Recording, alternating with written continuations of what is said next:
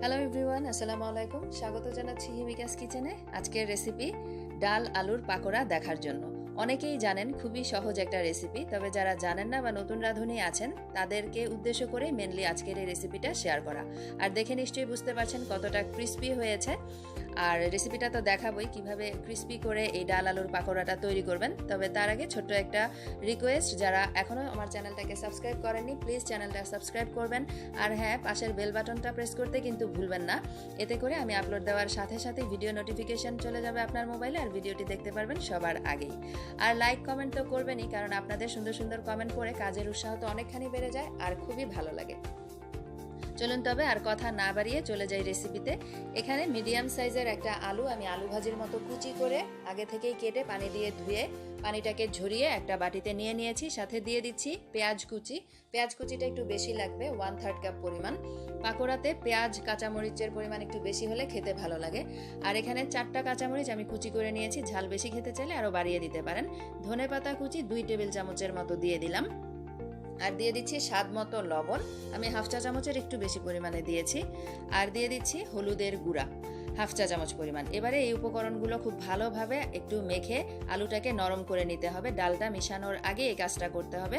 আমি আজকে মুসুরের ডাল ইউজ করে এই পাকোড়াটা তৈরি করব। আর মুসুরের ডালটাকে যখন মিশাবো তখন আলতো হাতে মিশিয়ে নিতে হবে, তাহলেই পাকোড়াগুলো ভাজার পরে ক্রিস্পি থাকবে। আর এই মুসুরের ডালটাকে আমি ব্লেন্ডারে ব্লেন্ড করে নিয়েছি। ব্লেন্ড করার আগে 1 ঘন্টা মতো সময় ধরে নর্মাল টেম্পারেচারের পানিতে ভিজিয়ে রেখেছিলাম। তারপরে আমি এটাকে ব্লেন্ডারে ব্লেন্ড করে নিয়েছি। এই যে দেখতে পাচ্ছেন, হাতে ধরলে যখন এরকম আটকে থাকবে তখনই বুঝে যাবে যে এর কনসিস্টেন্সিটা ঠিক আছে। এখন এগুলোকে আমি ভেজে নিব। ডুবো তেলে ভাজতে হবে, তাই তেলের পরিমাণ একটু বেশি নিয়ে খুব ভালোভাবে গরম করে নিয়েছি। এখন এতে পাকোড়ার শেপে দিয়ে দিব। এই যে দেখতে পাচ্ছেন তেলটা খুব বেশি গরম হয়ে গেছে। এখন তেলটাকে আমি চুলাটাকে কমিয়ে দিব। আর পাকোড়াগুলো দিয়ে দিচ্ছি যে কয়টা আটে।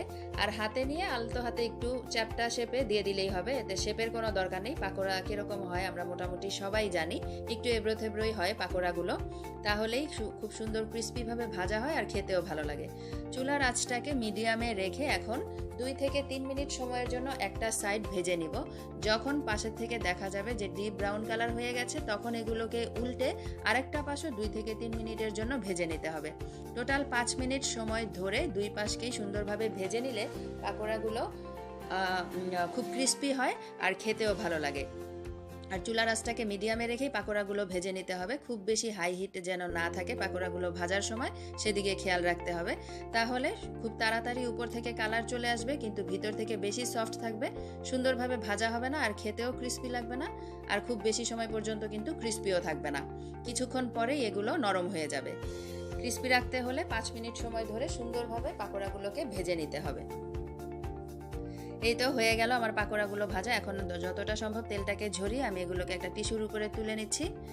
আর আমি আজকে এগুলোকে সার্ভ করেছি শসা আর চিলি সস দিয়ে। আপনারা আপনাদের পছন্দ মতো সস দিয়ে সার্ভ করবেন, শসা দিয়ে খেতে কিন্তু বেশ ভালো লাগে। এই তো হয়ে গেল আমার আজকের সহজ রেসিপি আলু ডালের পাকোড়া। অবশ্যই ট্রাই করবেন ইফতারিতে, আশা করি সবাই পছন্দ করবে। আজকের মতো তবে এখানেই বিদায় নিচ্ছি। কথা হবে পরের পর্বে নতুন কোনো রেসিপি নিয়ে। সে পর্যন্ত আল্লাহ হাফেজ।